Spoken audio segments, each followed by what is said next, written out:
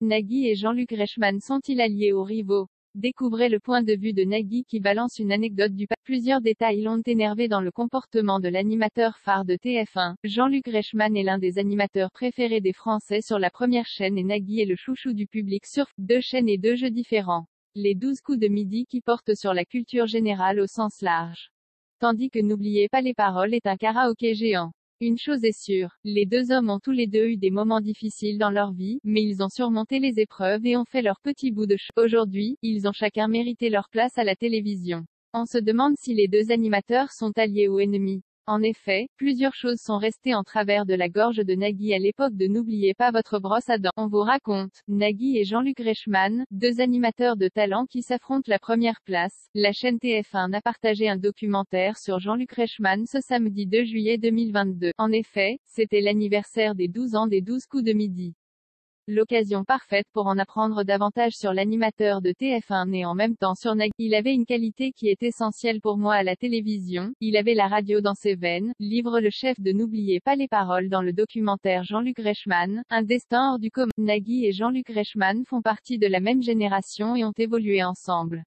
Si on remonte aux années 90, ils étaient tous les deux à la tête du programme N'oubliez pas votre brosse. Il s'agissait d'une émission relayée sur la seconde chaîne. Jean-Luc Reichmann occupait la voix off du programme et Nagui était sur scène. C'était une grande première pour la télévision, un exercice tout nouveau.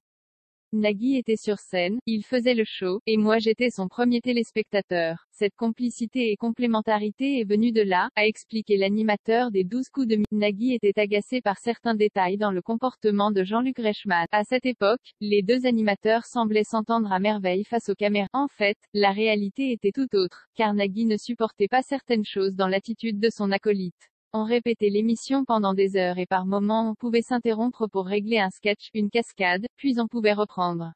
T'es prêt Jean-Luc? Jean-Luc, je sors du plateau pour aller voir si sa moto est là, elle n'est plus là. Tout le monde me disait, il est parti faire une voix off. En fait Jean-Luc se barrait pendant les répétitions et ça me rendait totalement dingue, a avoué. Par ailleurs, ce n'est pas la seule chose qui clochait. Les deux hommes n'ont vite plus été sur la même longueur d'onde.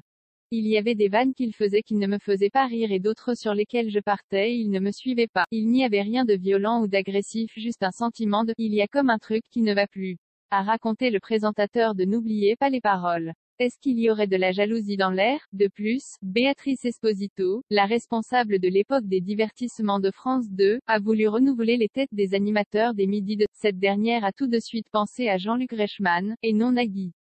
En tout cas, Nagui n'a pas mâché ses mots et n'a pas compris ce choix. Mon réflexe a été de dire, Jean-Luc animait une émission? C'est une vanne, ce n'était pas de la jalousie, mais quand la chaîne a commencé à me dire, est-ce que tu penses que Jean-Luc pourrait animer une telle émission?